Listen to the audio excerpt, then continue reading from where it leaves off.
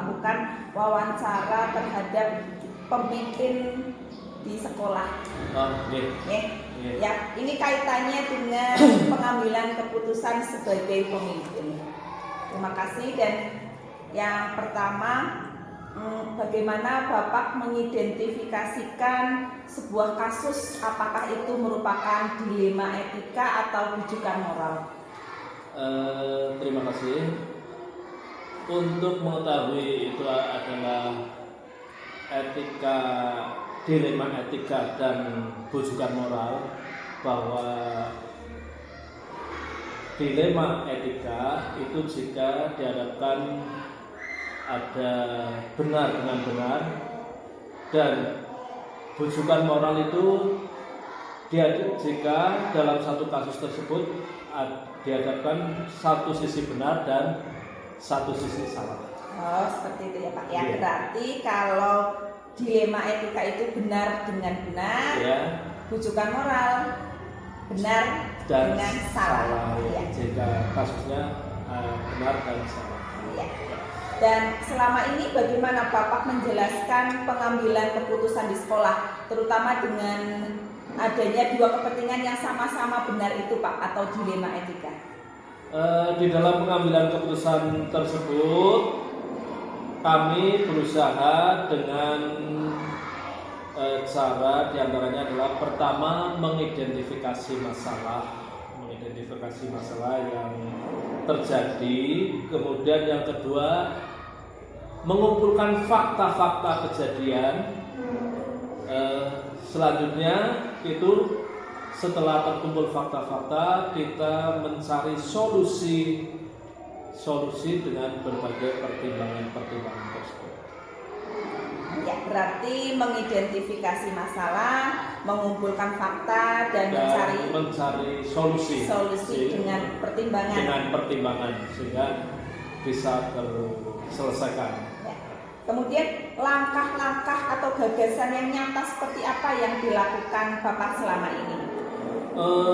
Untuk langkah-langkah yang nyata yang kami lakukan di dalam menghadapi dilema etika, yaitu dengan pertama mengidentifikasi kasus dengan mempelajarinya, kapan terjadinya, di mana kejadiannya, dan dengan siapa saja yang terlibat. Kemudian kami memanggil kedua belah pihak yang terlibat untuk saling konfirmasi atau mencari penyebabnya. Dan yang ketiga, mengatasi masalah atau mencari solusi untuk mengatasi masalah tersebut dengan berkolaborasi berbagai pihak, diantaranya ada Dewan Guru, komite, dan pihak lain yang dipandang bisa mengatasi masalah tersebut. Berarti mengidentifikasi masalah, kapan, di mana, dan siapa. Ya, betul. Kemudian dipanggil dua belah pihaknya untuk saling konfirmasi, mencari solusi dengan ya, kolaborasi ya, dengan pihak lain yang terkait. Ya. Ya. Terima kasih. Kemudian apa saja yang selama ini Bapak anggap efektif dalam pengambilan keputusan? Baik, terima kasih. Di dalam pengambilan keputusan yang secara efektif adalah kami mengusahakan dengan musyawarah untuk mencapai mufakat. Di dalam pengambilan keputusan ini adalah merupakan kegiatan yang penuh resiko, sehingga kami musyawarah untuk mencapai keadilan untuk semuanya. Berarti memang solusinya dengan musyawarah untuk mufakat, ya Pak? Ya. Kemudian apa saja yang selama ini menjadi tantangan Bapak dalam mengambil keputusan? Di dalam mengambil keputusan ini memang ada tantangan ini. Tantangannya penuh resiko, sehingga kami di dalam mengambil keputusan ini melakukan dengan musyawarah yang bisa menciptakan keadilan untuk semuanya. Ya, tantangannya itu setiap keputusan mempunyai resiko. Sehingga solusinya dengan musyawarah yang bisa untuk menentukan rasa keadilan. Ya. Kuncinya rasa keadilan. Rasa ya, Pak, keadilan ya. Apakah selama ini Bapak mempunyai jadwal khusus untuk mengambil keputusan dalam menangani kasus itu? Kalau kasus-kasus terjadi atau masalah terjadi, kami tidak ada jadwal khusus. Kami hanya menyelesaikan segera jika ada kasus terjadi sehingga tidak berkepanjangan. Artinya di dalam menyelesaikan kasus ini adalah secara insidental. Ya, berarti langsung ya, Ya, Pak, langsung ditangani. begitu ada kasus langsung ditangani. Ya, betul. Jadi tidak terlunta-lunta. Ya. Kemudian apakah ada seseorang atau faktor apa yang bisa membantu Bapak untuk mengambil keputusan? Oh, tentu saja ada ya di dalam melakukan keputusan ini. Kami melakukan banyak pertimbangan atau minta solusi dengan pertama Dewan Guru. Setelah Dewan Guru adalah dengan komite sekolah dan juga pihak lain yang lebih di atasnya lagi, Bapak pengawas atau Ibu pengawas, atau kalau bila perlu dengan pihak lain lagi, mungkin pihak yang berwajib atau dinas pendidikan ya.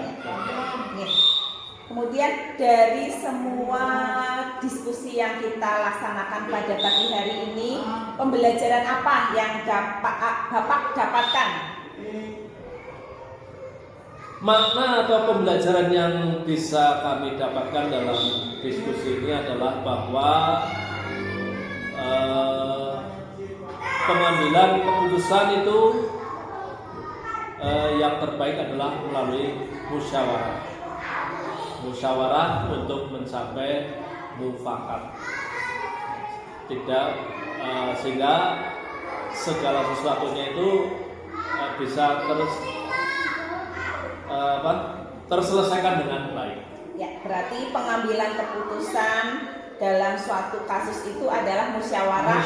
Untuk mencapai mufakat demi keadilan bersama. Demi keadilan bersama. Ya. Baiklah Bapak, terima kasih atas diskusi pada siang hari ini. Sama-sama, semoga bermanfaat. Amin. Mohon doanya semoga diperlancar untuk pendidikan guru penggerak saya. Insya Allah ini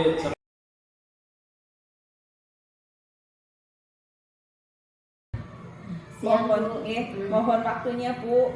Saya akan melakukan wawancara dengan Bu Rasminah terkait dengan tugas saya sebagai calon guru penggerak pada modul 3.1, yaitu pengambilan keputusan berdasar sebagai pemimpin.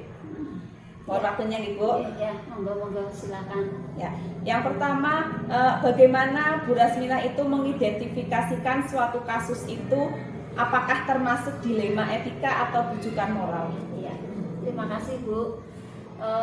Biasanya di setiap lembaga, khususnya di sekolah, karena saya memimpin di sekolah, itu pasti akan muncul banyak sekali kasus. Dan dari kasus itu biasanya itu nanti akan muncul dilema, baik dilema secara etika maupun dilema secara moral. Kalau dilema secara etika itu biasanya kasus itu akan muncul antara kasus yang benar dengan benar. Kemudian kalau dilema yang bujukan moral itu biasanya muncul kasus dari sisi yang benar dan dari sisi yang salah juga. Ya, berarti dilema etika itu benar melawan benar, bujukan moral benar melawan salah. Betul. Ya. Untuk selanjutnya, bagaimana Ibu menjelaskan pengambilan keputusan di sekolah, terutama berkaitan dengan dua kepentingan yang sama, yaitu benar dengan benar? Oh ya. Kalau saya menghadapi masalah yang berkaitan dengan benar dengan benar, biasanya saya akan menyelami dulu kasus yang terjadi. Jadi setelah saya selami, setelah saya pahami, kemudian saya juga minta masukan ke teman-teman, baru saya itu nanti menyelesaikan kasus yang saya hadapi itu. Oke, berarti mempelajari kasusnya dulu nih Bu, ya. Terus mencari masukan ataupun dari teman-teman yang lain untuk mencari solusi. Iya betul. Ya. Kemudian langkah nyata seperti apa Bu, bentuk nyata dalam melakukan pengambilan keputusan selama ini? Ya. Biasanya langkah pertama yang saya lakukan itu adalah mempelajari kasus itu terjadinya kapan, di mana, dan siapa yang terlibat atau siapa yang memunculkan kasus tersebut. Itu yang pertama. Kemudian langkah selanjutnya saya akan memanggil kedua belah pihak yang terlibat dalam kasus tersebut untuk mengkonfirmasinya. Kemudian langkah yang berikutnya, saya akan mencari penyebab terjadinya kasus tersebut. Misalnya ada anak yang berangkatnya sering siang, itu saya sering melihat itu anak sudah masuk baru diantar orang tua. Saya itu biasanya ya mencari penyebabnya, bisanya terjadi anak itu berangkatnya siang. Kemudian yang ketiga adalah saya akan mencari solusinya agar anak tersebut tidak berangkat siang lagi. Iya, berarti mempelajari ya Bu, Iya, mempelajari terus memanggil pihak-pihak yang terkait, terus mencari penyebabnya, baru mencari solusi yang terbaiknya. Ya. Kemudian hal apa saja yang selama ini Ibu anggap efektif dalam pengambilan keputusan? Biasanya kalau kasus atau masalah yang berkaitan dengan beberapa orang, saya itu akan diskusi dulu, kemudian baru saya mengambil untuk memusyawarahkan kasus yang sedang saya hadapi. Ya, dengan diskusi Iya. bersama teman-teman guru Iya. yang lain, baik guru maupun komite Iya, Ibu, iya. baru Betul. bermusyawarah untuk mencari solusinya. Iya, betul. Ya. Terus hal apa saja yang selama ini menurut Ibu itu menjadi tantangan dalam pengambilan keputusan? Ya.